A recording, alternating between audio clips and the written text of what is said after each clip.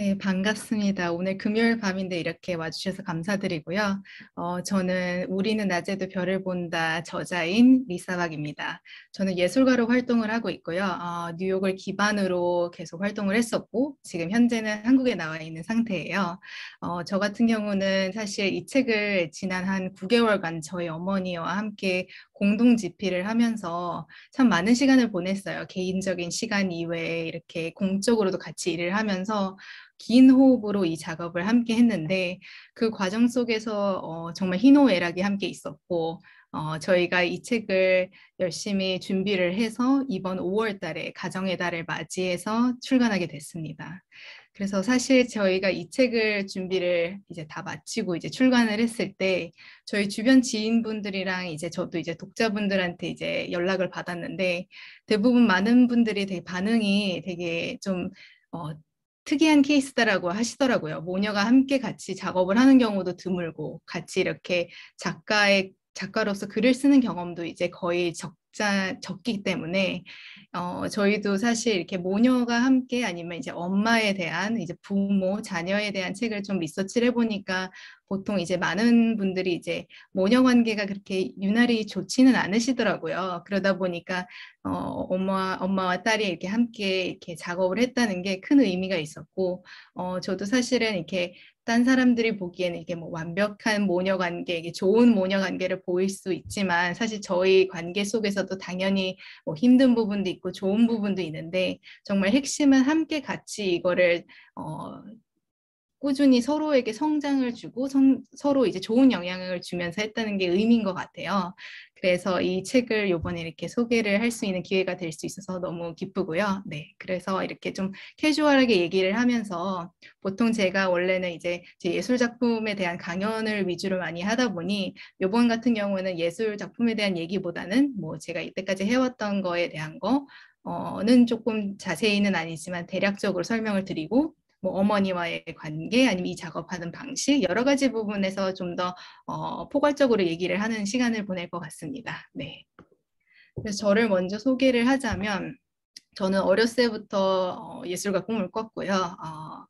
한 6살 때부터 정도 제가 그림을 워낙 그리는 걸 좋아하다 보니 계속 꾸준하게 지금까지 이어온 상태예요. 그래서 그러다 보니 많은 분들이 되게 신기해하시는 분들도 있으신 것 같아요. 왜냐하면 하나의 꿈을 이렇게 어렸을 때의 꿈을 계속 일정한 나이 그 어렸을 때부터 쭉 이어가는 경우도 흔치는 않다고 하시더라고요.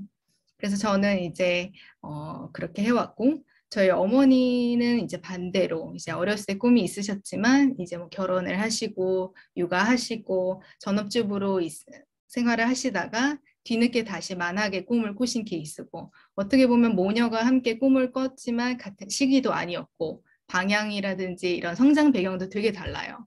그러다 보니까 그 두 가지의 이제 어머니의 스토리, 저의 스토리도 둘 다 담은 스토리인데 키워드는 정말 저희 성장 일기라는 거, 꿈, 성장, 그 다음에 함께 저희가 했다는 거. 꿈을 뭐 같은 꿈은 아니지만 서로 응원하고 서포트를 했다는 것에 되게 큰 의미가 있다고 생각을 해요. 그래서 저는 이제 원래는 이제 순수 미술을 이제 대학교를 이제 미국에서 캘리포니아에서 졸업을 했고요. 그 다음에 이제 뉴욕 대학교 대학원에 가서 이제 석사를 했고, 그 다음에는 계속 꾸준히 이제 예술 활동을 해왔어요. 그래서 지금까지 계속 해온 상태이고, 최근에 했었던 콜라보레이션은 뭐 애플과 함께 했었던 것도 있었고요. 애플에서 워싱턴 DC에서 새로운 스토어를 열면서 되게 큰 행사를 했었어요. 왜냐면 거기 카네기 라이브러리라 해서 카네기 도서관에 되게 역사적인 공간에 이제 애플이 그 공간을 쓰게 되면서 큰 행사를 했는데 그 행사에 참여를 또 했었고 뭐 저는 작품에 있어서 테크놀로지를 기반으로 한 예술 작품, 뭐 설치물이라든지 아니면은 뭐 행위 예술이라든지 퍼포먼스를 하다 보니까 그거 위주에 관련돼 있는 이제 회사들이랑 일을 할 때가 있어요. 그러다 보니 뭐 노키아 벨랩이라든지 아니면은 뭐 보통 저는 미디어나 이렇게 기사 이렇게 나올 때도 뭐 와이어드 매거진이라든지 아니면 MIT라든지 뭐 등등 여러 가지 다양하게 꼭 순수 미술가여도 이제 테크놀로지 접목했기 때문에 좀 다양성이 좀 저는 좀 확장할 수 있는 계기가 됐었던 것 같아요. 그래서 저는 아무래도 제 얘기를 하자면 조금 그래도 어느 정도 설명을 드려야 될 것 같아서 몇 가지만 보여드릴 건데요. 저는 원래 이렇게 테크놀로지를 사용하게 된 계기도 어떻게 보면은 제가 뉴욕대학교 대학원을 나와서부터인 것 같아요. 순수 미술을 하다가 어떤 우연한 계기로 이제 미디어 아트를 처음 전시를 보게 되었고, 제가 서울에서 이제 대학교를 LA에서 졸업을 한 후에 그 다음에 이제 한국에 잠시 나와 있는 그 기간 동안 제 지인이 우연히 함께 놀러 가보자고 한 전시회가 이제 처음으로 제가 봤던 미디어 아트 전시회였어요. 근데 이제 거기서 제가 너무 재밌게 보고 있으니까 이제 거기에서 만났던 이제 외국인 친구가 잠시만요. 네, 외국인 친구가 너 이런 거 관심 있으면 한번 NYU 뉴욕대학교 한번 이제 어플라이 해보라고 얘기를 하면서 그렇게 2년이 돼서 제가 뉴욕에 가게 된 계기가 됐어요. 이제 학교를 다니면서 테크놀로지를 쓰면은 대부분 많은 코딩을 해요. 그래서 거의 엔지니어링 학교라고 살짝 보셔도 될 것 같아요. 예술과 엔지니어가 함께 접목되어 있는 과이기 때문에요. 그래서 이제 저 같은 경우는 뭔가 이렇게 관심 있었던 분야는 관심 있던 주제는 이제 내면에 보여지지 않은 나의 상태, 뭐 감정의 상태라든지, 뭐 나의 이제 생각이라든지, 뭔가 센서를 사용해서 나의 이런 내면적인 모습을 뭔가 이렇게 표면적으로 소리라든지 아니면은 비주얼로 이렇게 표현되는 작업을 많이 했어요. 그러다 보니까 초반에는 퍼포먼스 위주를 많이 했는데 뭐 예를 들자면 지금 이 이미지 같은 경우에는 제가 이제 뇌파 헤드셋을 사용하고 있는 상태에서 제가 뭐 긴장하거나 아니면은 이렇게 좀 차분하거나 그 상태에 따라서 실시간으로 음파 소리가 변하는 거예요. 그럼 제가 막 긴장을 하거나 뭐 스트레스를 받거나 하면 소리가 증폭이 되고 제가 차분해지면은 소리가 되게 낮아져요. 이게 실시간으로 변하기 때문에 제가 이 퍼포먼스 하는 동안은 제가 제 상태를 어떻게 보면 모니터링 할 수 있고 약간의 명상적인 부분이 좀 있어요. 명상하는 그런 시간을 보낼 수 있는 그런 퍼포먼스를 한 건데 이걸 잠시 짧게 보여드릴게요.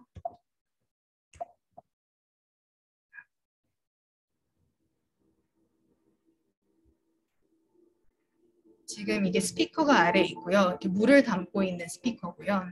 실시간으로 제 뇌파 데이터가 컴퓨터로 옮겨지고 그 컴퓨터가 이제 이 소리를 실시간으로 이제 조절을 하는 거예요.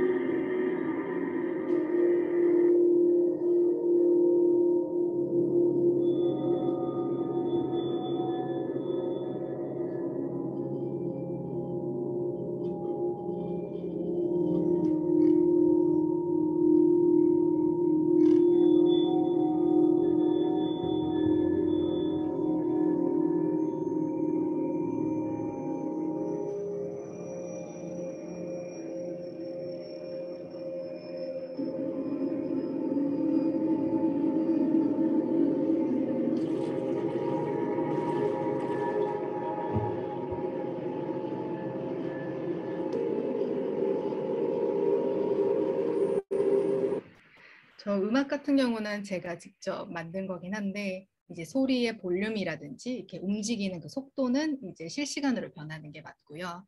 이 작품 같은 경우는 레드불 스튜디오라고 그 음료수 회사 레드불이라는 회사랑 같이 콜라보레이션 한 건데 후원을 받아서 한 전시인데 광섬유를 많이 사용을 해서 속 안에 LED가 있고 사람이 노래를 부르거나 아니면은 뭐 속삭이거나 그거에 따라서 실시간으로 이제 밝기가 변하는 거예요.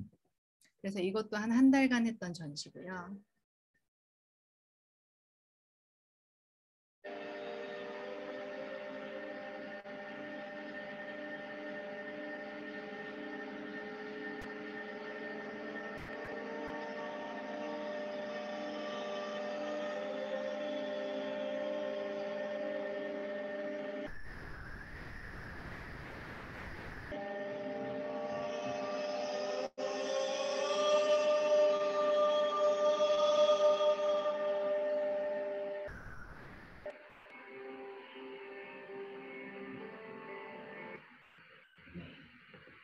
그리고 이게 아마 그 보내주신 방장님 그 카톡에다가 보내주셨던 게 요 링크인데 이거 같은 경우는 사람 간의 그런 커넥션 예를 들어 사람의 관계를 꽃에 비유를 했을 때 어떻게 보면 꽃도 잘 이게 기르기 위해서는 물도 줘야 되고 햇빛도 줘야 되고 많은 케어를 줘야 되잖아요. 그와 그거를 비유를 해서 만든 작품인데 예를 들어 참여자가 서로 이렇게 각각의 뭐 심박 센서라든지 이런 걸 착용한 상태에서 서로 손을 잡거나 껴안거나 하면 실시간으로 꽃이 피고 지는 거예요. 이 꽃이 피고 지는 거는 이제 프로젝션으로 돼 있고요.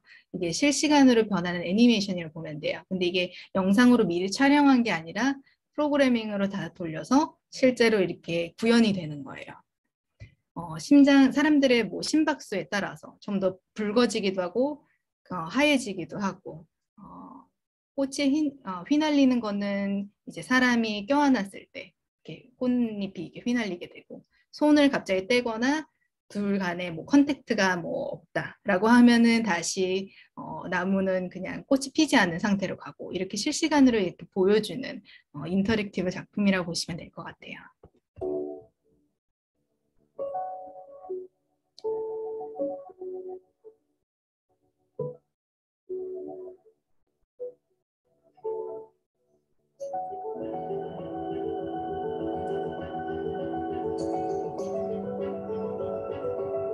이 작품 같은 경우는 뉴욕이랑 DC랑 텍사스에서 했었고요. 이제 이번 가을에 덴마크에서도 하게 돼요.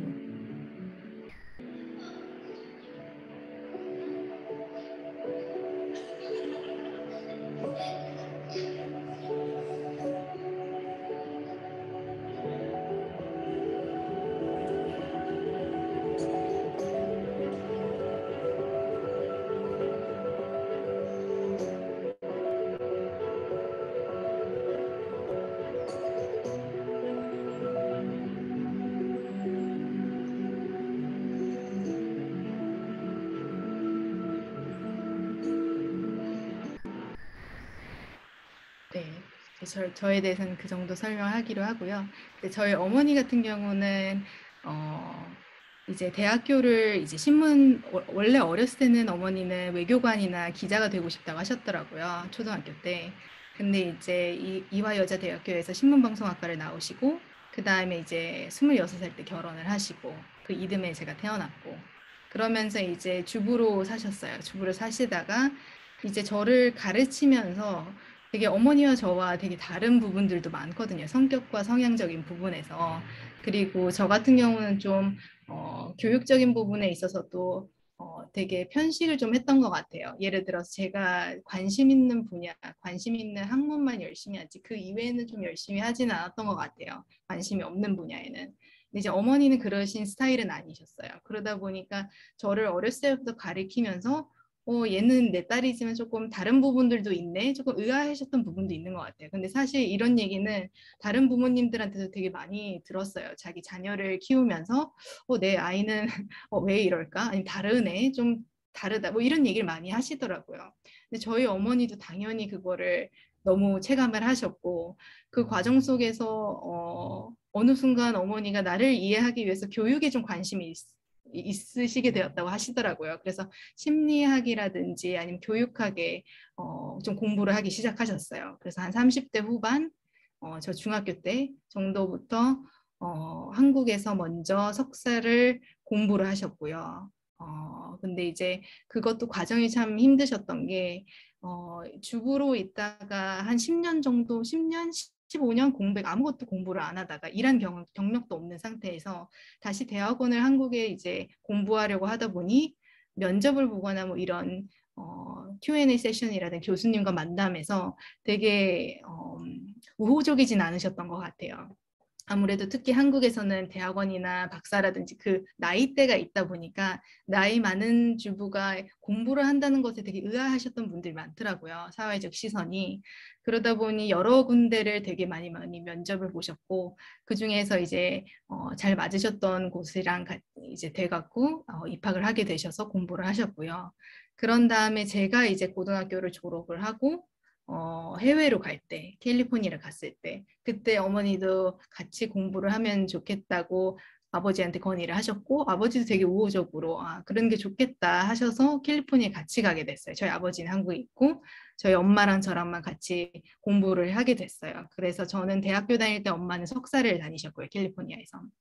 그래서 어머니는 그렇게 하신 다음에 졸업 후 자세한 내용은 나중에 뒤에서 말씀을 드리겠지만 현재는 한양대학교에서 교육학 겸임 교수로 계시고 세이지 리더십 연구소는 아이들이라든지 뭐 부모님이라든지 성인이라든지 되게 자기 꿈에 대해 고민이 있으신 분들이 많아서 진로 고민 같은 경우 상담 컨설팅을 많이 해주세요. 그래서 그런 일을 하고 계시고 있어요. 이제 저희 둘이 같이 글을 이제 요거 합심해서 만든 책이다 보니 저희 둘의 공통 분모는 솔직히 꿈이었어요. 꿈과 성장이라는 거. 그 키워드가 저희 핵심 부분이었던 것 같아요. 그러다 보니 어머니는 뒤늦게 공부를 다시 꿈을 이제 향해서 하셨음에 불구하고도 어떻게 보면 저보다도 열정이 많으셨어요. 어떻게 보면 아무래도 마지막 기회다라고 생각을 하셨던 것 같아요. 그러다 보니 열심히 하신 거고 저는 이제 어떻게 보면 그냥 탄탄대로 그냥 중학교 졸업하고 고등학교, 대학교, 대학원 이렇게 순탄하게 계속 갔어요. 근데 이제 그 과정 속에서도 당연히 저는 내적이든 뭐 방황을 할 수밖에 없고요. 일을 하다 보면 좋아하는 일도 아무래도 당연히 방황하는 부분들도 있고 사실 그런 그 경험담들과 이 과정들을 이 책에 담았다고 보시면 될 것 같아요.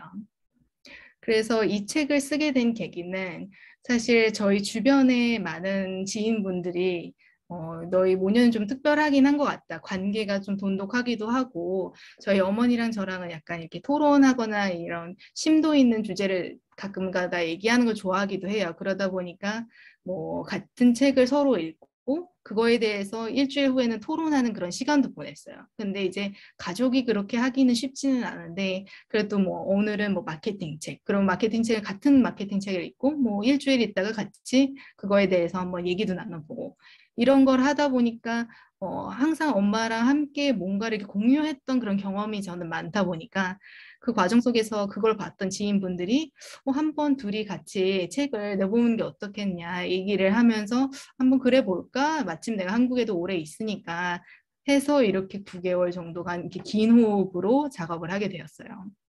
그래서 아까 말씀드린 것처럼 꿈 성장이라는 게 기반으로 돼 있는 책이고 함께 같이 같은 꿈을 꾼 거는 아니지만 같이 옆에서 조력자 역할도 하면서 서로 서포트도 하고 그 무엇보다 부모와 자녀와의 관계 속에서도 솔직히 이렇게 공적으로 일을 하다 보면 마찰도 있거든요. 마찰이 있었고 저희도 당연히 그런 갈등과 그게 크게 왔었던 적도 있었어요, 사실은. 그렇지만 그거를 어떻게 풀어나가느냐가 참 중요했던 것 같아요. 예를 들어 그거를 마찰이 생기더라도 다름을 처음에는 이해는 못했어요. 이해는 서로 못하지만 성향과 성격이 다르니까. 하지만 어느 순간에 인정할 부분이 인정하고 아 이게 생각해보면 아 이게 나한테 좋으라고 얘기한 거지. 뭐 서로 이렇게 이해하는 폭이 좀 넓어지다 보니 그러다 보니 이렇게 서로 좀 더 항상 이렇게 뭔가 마찰이 있어도 그게 좀 더 좋은 스텝으로 더 다음 레벨로 갈 수 있는 좀 더 돈독하게 될 수 있는 그런 계기가 됐던 것 같아요. 아무래도 특히 더 부모와 저는 어머니와 함께 더 캘리포니아에서 그렇게 같이 함께 생활을 했던 그 기억이 있다 보니까 또 거기에서 또 해외에서 같이 엄마랑 함께 살았다는 그 경험이 좀 더 특별했던 것 같아요. 그래서 엄마와 이제 저의 스토리를 짧게 짧게 설명을 드리고 그 다음에 제가 Q&A 했었던 그 내용들 좀 같이 한번 얘기를 나눠볼까 합니다. 네, 사실 저희 우리는 낮에도 별을 본다라는 이 책 타이틀도 여기 지금 이미지는 잘 보이진 않지만 사실 실제 책에는 여기 막 금박도 붙어 있고 되게 반짝이어요. 근데 이게 저희가 이 책의 제목을 생각하게 된 계기가 어떻게 보면 이 책의 본질을 얘기하고 있다고 생각을 해요. 저희가 이제 낮에는 별을 본다. 이게 어떻게 보면 별이라는 건 이제 밤에만 본다고 저희 흔히 생각을 하는데 별이라는 게 낮에 때도 보이잖아요. 저희가 인지를 못하는 것처럼. 그게 존재를 한다는 것을 가까이 있었지만 존재를 한다는 것을 그렇게 생각을 안 하듯이 꿈도 어떻게 보면은 항상 거기 옆에 있었거나 아니면 내가 알고 있는 답인데 근데 항상 사실 저를 포함해서 아, 내가 이게 맞나? 이게 자꾸 질문을 자기한테 물어보면서 어떻게 보면 그게 혼동이 오기도 하거든요. 그 과정을 이제 이 책에다 담고 싶었기 때문에 책의 제목을 그렇게 정했고요. 이제 어머니와 함께 쓰는 책이다 보니까 파트가 여러 가지로 나눠져 있는데 아무리 어머니와 저의 파트가 나눠져 있다 해도 서로 대화하는 부분들이 있기 때문에 약간 그게 유난하게 좀 매끄럽게 갔던 것 같아요. 예를 들어 첫 번째 일부 같은 경우에는 이제 어머니의 어렸을 때 꿈, 저의 어렸을 때 꿈, 서로의 그런 시점들을 얘기를 나눴고 그다음에 이제 어머니가 이제 유학을 하신 경험, 공부를 하신 경험, 이제 교수가 되신 과정 그런 부분들이 있는데 저도 저만의 이제 유학을 한 경험, 그다음에 이제 제 일을 하는 경험 근데 이제 이거를 매 챕터에 이런 식으로 카톡으로 저희가 대화를 예전에 저희가 실제로 나눴던 대화의 내용들을 각색을 해서 이런 식으로 집어넣은 파트마다 이렇게 집어넣었어요. 그래서 좀 뭔가 각자 다른 뭐 분야, 각자 다른 얘기이지만 좀 더 이게 잘 매끄럽게 잘 공통된 분모가 있기 때문에 이런 얘기를 나누는 부분들이 이제 파트마다 있고요. 그 다음에 이제 어머니의 솔직히 유학 과정도 제가 옆에 있었지만 서로 다 미주얼 고주얼 다 모든 걸 알지는 않기 때문에 이 책을 알면서 더 알게 된 것 같아요. 사실 이 책을 읽으면서 처음에 저희가 이거를 기획하고 썼을 때 제가 저희 어머니 파트 읽지 않았고 어머니도 제 파트 다 알고 있지 않았어요. 그렇게 하면은 좀 더 큰 틀만 어느 정도 정해놓은 상태에서 쓴 거였기 때문에 어머니가 쓰고 나서 그 다음에 이거를 책을 나중에 읽게 되었을 때 많은 부분들이 제가 몰랐던 사실도 있더라고요. 그러면서 좀 이해의 폭도 생기고 서로가 서로한테. 그래서 어머니 파트에는 제가 이렇게 뭐 댓글을 다는 부분도 있고요. 그다음에 제 파트에는 어머니가 이제 아 너가 이런 과정을 겪었구나 하면서 약간 대화하듯이 뭔가 댓글을 달아주는 형식의 책이에요. 매 파트가 이런 건 아닌데 몇 가지 부분들에는 이런 내용들이 적혀 있어요. 그래서 저희 어머니 같은 경우는 이제 꿈이 없었던 평범한 엄마 그렇게 시작을 하셔서 어릴 적 꿈은 있었지만 20대 때 결혼 후 육아를 하고 그다음 20, 30대 전업주부가 되고 그 과정들을 겪으면서 아까 말씀드리는 것처럼 저를 키우면서 저를 좀 더 이해하기 위해서 또 본인의 삶을 어떻게 나중에 후반부는 어떻게 살고 싶은지 이거를 끊임없이 질문을 하셨던 분인 것 같아요. 그리고 무엇보다 어머니는 항상 뭔가 새로운 걸 배우는 거를 좋아하셨어요. 학구적인 부분에 있어서. 그래서 뭐 30대 때에도 저 초등학교 때, 뭐 중학교 때에도 일본어를 그냥 배우신다든지 제2 외국어를 또는 영어 공부도 좀 하셨고요. 이제 제가 외국인 학교를 들어가게 되면서 그 다음에 어머니도 영어 공부를 같이 하셨고요. 그러다 보니까 같이 이렇게 비슷한 부분들이 있었던 것 같아요. 그리고 이제 어머니가 유학 준비생이 있던 그 과정에서는 이제 아까 말씀드린 대로 국제대학원을 한국 외대 국제대학원에서 공부를 대학원을 하시고 그 다음에 이제 거기서 마침 만났던 하버드 대학교 교수님이 유학을 권유를 하셨다고 하시더라고요. 그러면서 어머니가 생각하진 않았는데 그럼 마침 가볼까 뭐 이렇게 캐주얼하게 생각하다가 그 생각이 이제 정말 실현하게 된 거죠. 그래서 재미있게도 제가 SAT 공부할 때 어머니도 SAT 공부하셨어요. 그래서 저는 대학교 가려고 SAT 공부할 때 어머니 이제 대학원 준비로 GRE하고 SAT를 공부를 하셨기 때문에 재미있게도 같은 시기에 같은 걸 시험을 준비했었습니다. 네. 그래서 어머니와 함께 그 다음에 이제 저는 이제 어머니 대학원을 석사 때문에 이제 가게 되셨고요. 캘리포니아에서 같이 살면서 원래는 이렇게 가족과 함께 아버지와 함께 이렇게 셋이서 살다가 세 명이서 좀 더 넓은 공간에서 살다가 해외 가서 이렇게 하나의 원룸 같은 곳에서 같은 좁은 공간에서 살다 보니까 이게 사람이 아무리 각별하고 친한 사이라도 그 좁은 공간에 있으면 또 마찰이 생기더라고요. 그런 과정 속에서도 서로 조율하는 그런 부분들이 있었던 것 같아요.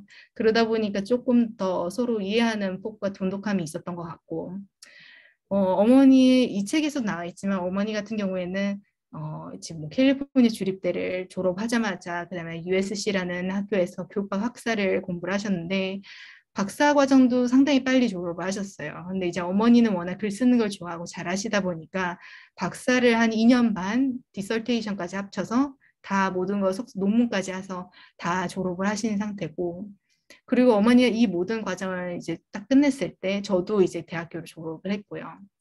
그 과정에서 어머니는 이제 유학 후 한국에 귀국을 하니 나이가 딱 50이셨어요. 쉰이셨어요. 근데 이제 쉰 때, 이제 여기 책에서도 있지만 대부분 많은 학생들이, 아니 많은 사람들이 박사를 공부를 하면 이유가 있거든요. 목적이 좀 있어요. 나중에 졸업하고 나서 나는 뭐 좀 좋은 회사를 갈 거야. 아니면 나는 뭐가 될 거야. 이렇게 정해놓고 하는데 저희 어머니는 그러지는 않으셨어요. 그러니까 그게 가능할 거라 생각을 못 하셨던 것 같아요. 초반에는. 내가 공부가 좋아서 공부를 했지만 나를 받아줄 곳이 있을까라는 그 현실적인 고충도 있으셨던 것 같더라고요. 근데 이제 한국에 귀국을 하고 마침 이제 어머니처럼 이렇게 만학을 해서 뒤늦은 나이에 공부를 해서 박사를 취득하신 분들도 드물다 보니 주변 지인분들이 특이한 케이스다 보니 내 친구가 교수인데 한양대 교수인데 한번 만나봐라 이렇게 캐주얼하게 그냥 식사하던 자리에서 소개를 받고 해서 겸임 교수 한번 이제 티칭을 하다가 이제 겸임 교수가 되신 케이스거든요. 그래서 제가 그 과정을 보면서 느꼈던 게, 이게 솔직히 나이 때문에 안 될 거라 어머니도 생각을 하셨고, 또 경력이라는 게 없으셨잖아요. 주부이셨기 때문에. 그러기 때문에 본인도 이게 과연 가능할까 했는데, 이게 사람이 하다 보면 자연스럽게 길은 열리구나 한 거를 전 체감을 했던 것 같아요. 어머니가 그걸 목표로 하시고 목적이 있어서 공부를 하신 건 아니지만 그 과정 속에서 자연스럽게 그 다음 스텝이 이루어지고 하는 그걸 보니까 열심히 하면 옆에서 이렇게 사람들이 그냥 이렇게 소개도 해주는데 소개의 목적이 딱 정해져 있진 않았지만 그게 어떻게 또 인연이 돼서 일을 하게 되시고 또 일을 하다 보니까 지금 벌써 일을 하신 지 이제 지금 63세 되시니까 62세 되시니까 12년 정도 이제 티칭을 하신 거고요. 그러면서 이제 어머니는 이제 세이지 리더십 연구소라는 곳에서 이제 학생들이 아니라 이제 뭐 학생들이 또 포함해서 학생들 아니면 또 성인 아니면 뭐 초등학생 뭐 진로 고민하는 학생들 뭐 이렇게 다양한 분야 다양한 직종을 갖거나 아니면 다양한 나이대 연령대의 사람들을 이렇게 고민들을 들어주면서 진로 컨설팅을 하고 계세요. 이제 저 같은 경우는 네, 미국에서 태어났었고요. 미국에서 태어났는데 한국에서 쭉 자란 케이스예요. 한 고등학교까지. 저 같은 경우는 이제 아버지가 워낙 한국인은 한국 학교에 다녀야 된다는 그런 마인드가 강하셔갖고 한국 학교에 다니다가 아까 다른 분이 말씀 나눈 것처럼 저는 예술중학교 입시 시험을 준비를 하고 있었고 어렸을 때부터 그림 그리는 걸 좋아하다 보니까 그림을 준비하는 모든 사람은 결국에는 그 길밖에 없거든요. 중학교를 예술중학교로 갈 수밖에.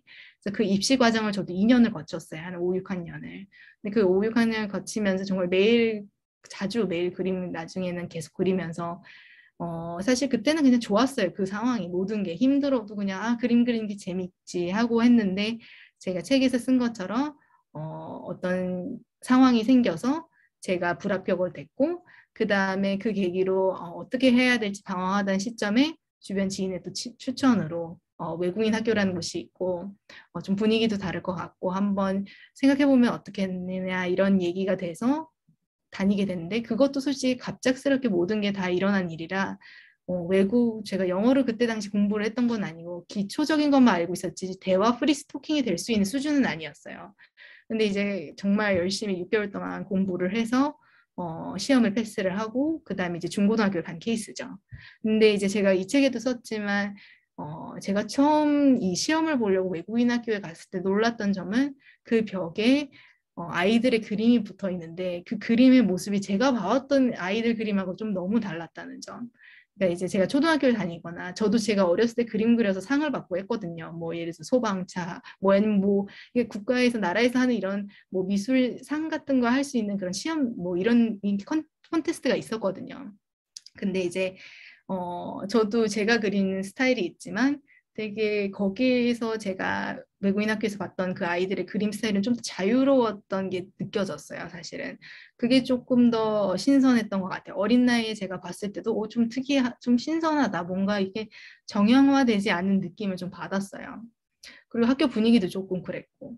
그러다 보니까 저는 이제 고등학교를 중고등학교를 한 6년 정도 다니면서, 네, 6년 정도 다니면서 영어를 배우고, 영어를 당연히 공부를 했으니까 당연히 전 대학교는 미국을 가야 됐고, 이렇게 어떤 한 계기로 인해 저희가 원래는 저희 가족이 제가 한국에서 공부를 하고 한국에서 쭉 살 거라 했는데 어떤 계기로 인해 제가 영어를 공부하게 되고, 또 당연히 영어를 공부하고 외국인 학교를 다녔으니까 또 미국을 가야 되는 상황이 오고, 또 미국에 가니까 또 일을 하게 되고, 이런 게 순차적으로 일어났던 것 같아요.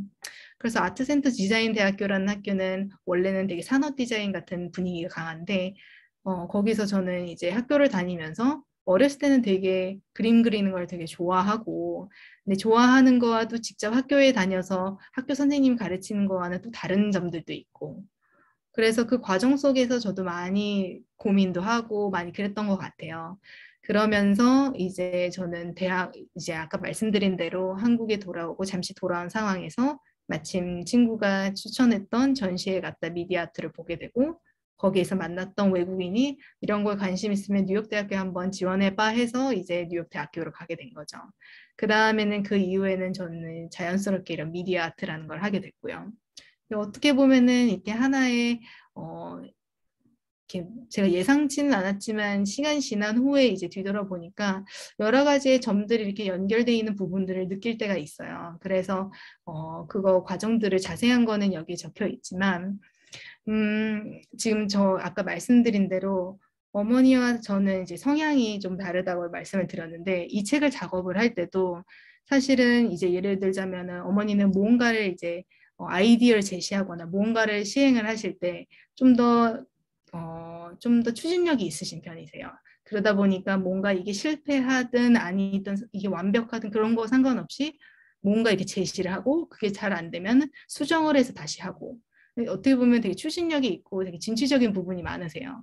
근데 저는 좀 생각을 오래오래 하고 이게 좀 잘 되고 준비가 다 되어야지 이제 움직이는 스타일인데, 사실 그러다 보니까 어머니를 좀 더 그런 모습을 보면서 되게 배울 점도 있다라고 저와는 다른 부분이기 때문에 인정을 하면서도 좀 더 배우고 싶은 부분도 있다고 생각이 들어요.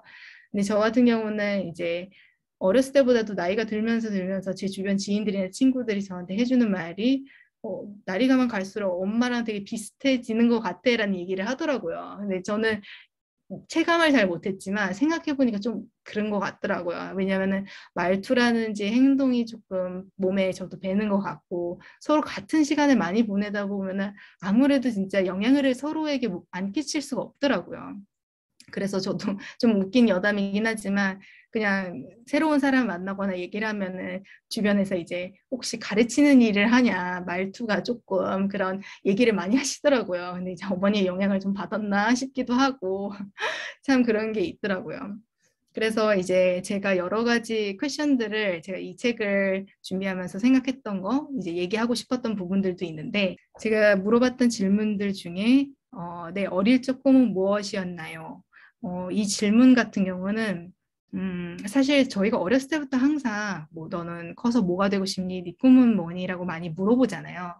어렸을 때는 나름 난 이것도 되고 싶어요, 저것도 되고 싶어요라고 얘기를 하는데, 나이가 들면 들수록 그 선택폭은 점점 줄어들게 되고, 심지어 내가 확고하다고 생각했던 것도 막상 하다 보면은 이게 맞나 싶더라고요. 저는 이제 30대다 보니까 제 주변 지인들도 분야를 막론하고 어느 분야에 상관없이 되게 고민이 있고 그 사이에서 방황하는 건 너무나도 당연한 것 같아요. 근데 이제 저희 어머니는 말씀드린 대로 어렸을 때의 꿈이 좀 더 변화해서 좀 더 어떻게 보면 저 디벨롭 됐다고 볼 수 있는 것 같아요. 어릴 적에는 좀 더 방송 쪽이나 이런 쪽 관심이 있었죠. 언론 쪽이나 외교관에 관심이 있었지만 지금은 이제 후학에 관심이 있어서 지금은 가르치는 일도 하시지만 또 다른 거는 이제 미혼모라든지 이제 좀 도움이 필요한 가정들을 도와주시고 그런 일을 하고 계시거든요. 그래서 저 같은 경우는 사실 아직은 저 일에 있어서 후학까지는 생각은 안 하지만 저도 제 일로 인해서 학교에서 선생님 뭐 이게 초청을 받아서 학생들을 크리틱을 하고 이런 시간들이 몇 번 있었는데, 그러면서 또 저도 얻는 영감 받고 학생들을 통해서 많이 배우는 부분들도 있어서 저도 모르게 후학에 대해서도 생각을 하게 되는 것 같아요. 지금 아직 그게 확고한 거는 아니지만 자연스럽게 저는 그 부분도 생각하고 있고요. 두 번째 같은 경우는 제가 이 질문을 처음에 생각했던 이유는 나를 표현하는 거가 이게 함축적으로 한 가지라든지 몇 가지를 하는 게 상당히 힘들더라고요, 사실은. 이게 나라는 사람을 표현하는 데 있어서 한 가지로 표현하거나 이게 참 쉽지 않은데 이렇게 하게 되면 제일 먼저 떠올랐던 단어라든지 그런 걸 생각하게 되면 그거와 그게 내가 무의식적으로 고른 단어일지언정 그게 약간 의미하는 바가 있는 것 같더라고요. 거기에 가치하고 의미가 있는 것 같아요. 그리고 왜 이 단어들이 나한테 크게 다가왔을까 생각해 보면 이게 좀 연관되는 부분들이 있어요. 저 같은 경우는 예를 들어 뭐 색깔을 표현하자면 보라색이 좀 떠오르는데 보라색이라는 색깔이 나오기 위해서는 파란색과 이제 붉은색, 빨간색 어떻게 보면 완전 반대되는 색상인데 이 두 가지가 조화가 되는데 저 같은 경우도 제가 어렸을 때부터 생각해 보면 여러 가지 부분에 있어서 저의 성향적인 거나 관심사라든지 두 가지 다른 부분을 또 좋아하는 부분들도 있어요. 근데 이제 지금 같은 경우는 제가 작품을 하면서 한 부분만 보여주긴 했지만 이런 부분도 있고 사람이 어떻게 단면적이지는 않잖아요.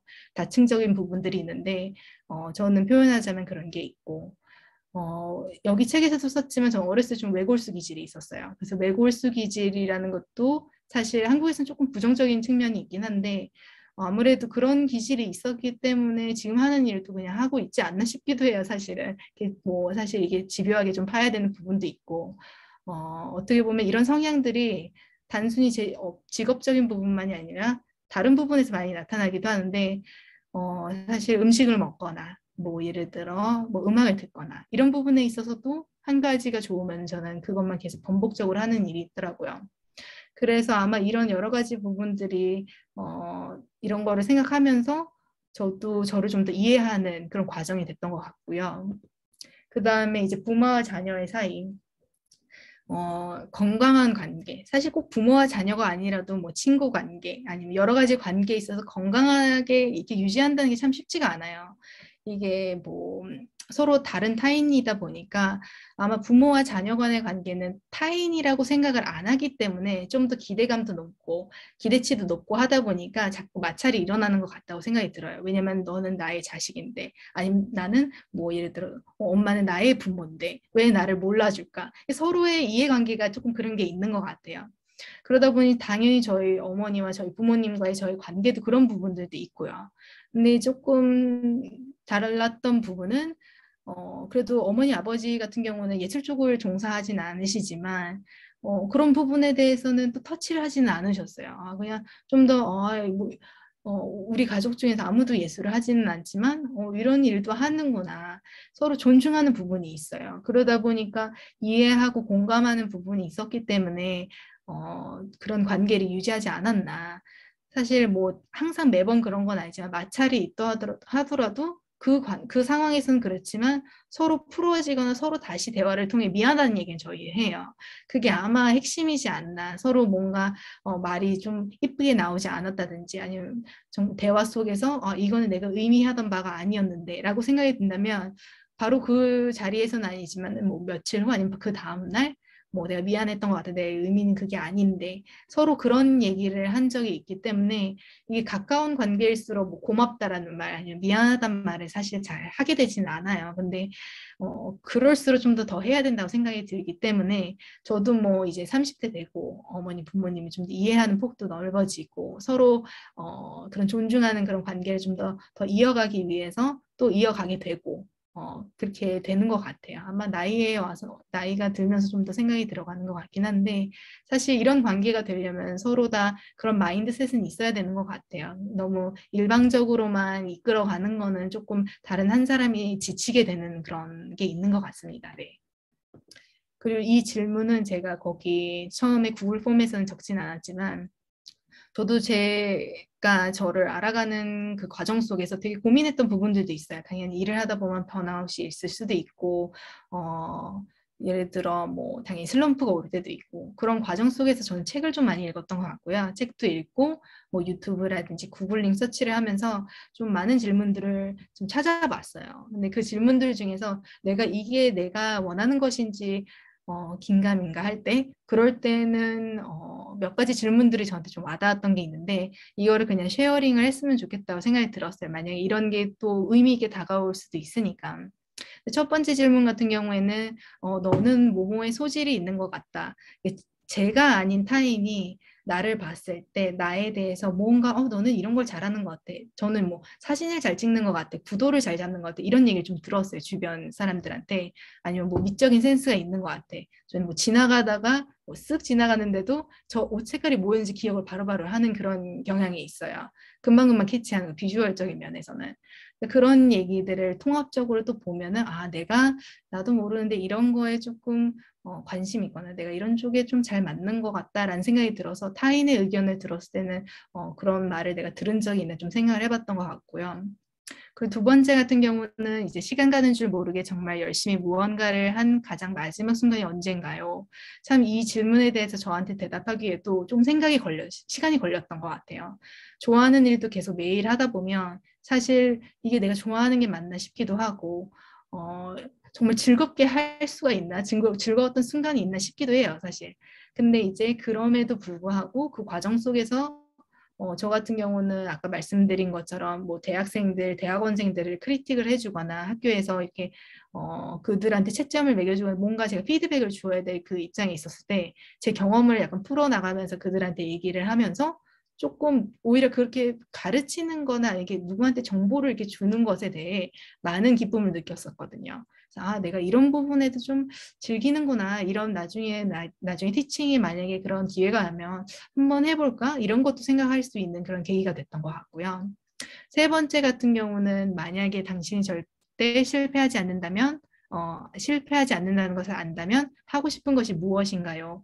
이 질문 같은 경우에 와닿았던 이유는요. 대부분 많은 사람들이 하는 것에 새로운 것을 도전하고 추구하는 것에 있어서 제일 두려워하는 게 실패 때문인 것 같아요. 저도 그렇고요. 사실 불안하고 실패를 두려워하니까 이게 내가 이만큼의 투자를 했는데 시간이든 뭐 재정적인 부분이든 여러 가지 부분에서 내가 이만큼 투자를 했는데 만약에 안 되면 어쩔지? 어떡하지? 그게 제일 큰 것 같아요. 그게 어떻게 보면은 그런 이유로 인해 저희가 멈추게 되고 사실 그런 게 아니었다라면 무엇이었을까? 이런 부분도 가정해 보는 것도 참 중요한 부분일 수 있겠다 생각을 했어요. 그리고 4번 같은 경우는 되게 와닿았던 부분이 사실 많은 사람들이 일을 하면서 이제 재정적인 부분, 돈이라든지 이런 부분을 빼놓을 수가 없잖아요, 사실은.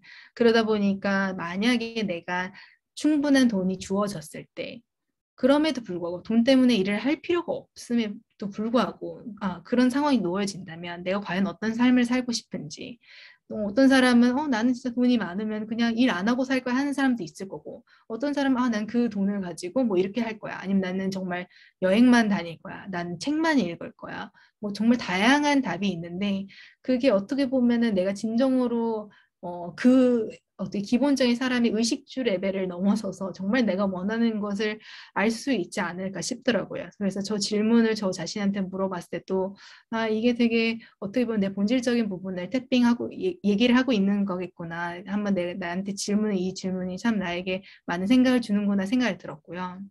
다섯 번째 같은 경우는 책에 대한 건데 만약 당신이 내는 책이 베스트셀러가 된다는 보장이 있다면 어떤 책을 쓰고 싶은가요? 이거 같은 경우에도 사실 아까 3번이랑 비슷한데 내가 책을 낸다는 것은 사실 어떻게 보면 나의 삶이라든 나의 많은 부분을 함축해야 되는 거거든요. 저도 이 책을 내면서 되게 느꼈던 부분이고요. 그러면은 내가 만약에 꼭 제가 아니라 다른 사람이어도 내가 만약에 책을 낸다면 그럼 결국에는 나의 핵심 포인트를 거기에다 넣는다는 얘기거든요. 그럼 어떤 책을 쓰고 싶은지 거기에 그거를 참 생각해보고 골똘히 고민해 보면 내가 정말 잘 알고 아니면 내가 좋아하거나 내가 즐기거나 내가 남한테 얘기해 줄 만한 남에게 도움이 될 거라고 생각하는 부분을 쓸 거 아니에요. 그러면은 그 부분을 좀 가정을 해본다면 어떻게 보면 내가 좋아하는 건 진짜 이런 부분이었구나라는 추측이 되지 않을까. 그래서 이런 여러 가지 질문들을 통해 내가 진정 원하는 게 무엇이었는지, 내가 꿈을 꾸고 싶은 게 무엇인지 그런 것들을 유추해 볼 수 있지 않을까 싶습니다. 네. 그래서 오늘은 저는 이렇게 이 질문들 이외의 나머지 부분들은 대화를 통해 말씀을 나눈 걸로 하고요. 네.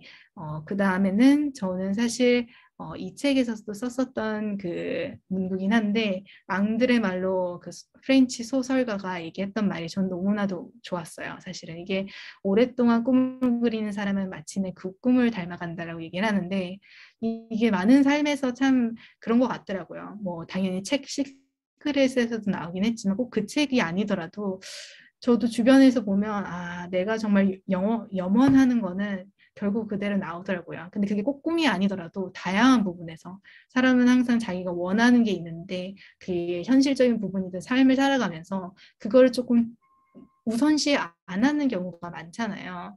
근데 결국에는 그거를 항상 머리 뒷속에서는 항상 생각 염두를 하고 있고요.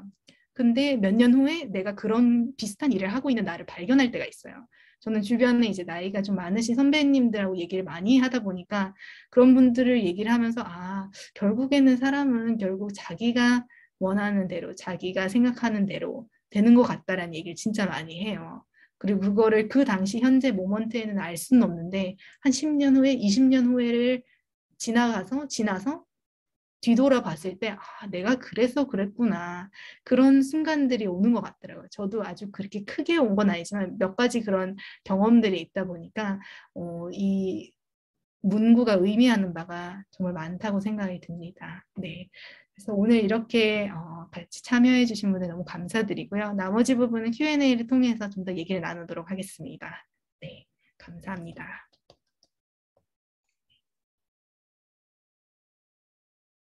제가 오늘 많은 이야기를 하게 되었는데 사실 이렇게 캐주얼하게 얘기한 것도 뭐 보통 예술 작품 얘기하다가 이런 방향으로 얘기한 것도 저도 처음이었어요. 근데 이렇게 대화를 통해서 저도 좀 되돌아보는 계기가 되었던 것 같고 덕분에 많은 되게 알찬 금요일 밤 보냈던 것 같습니다. 네, 오늘 수고 많으셨고 감사합니다.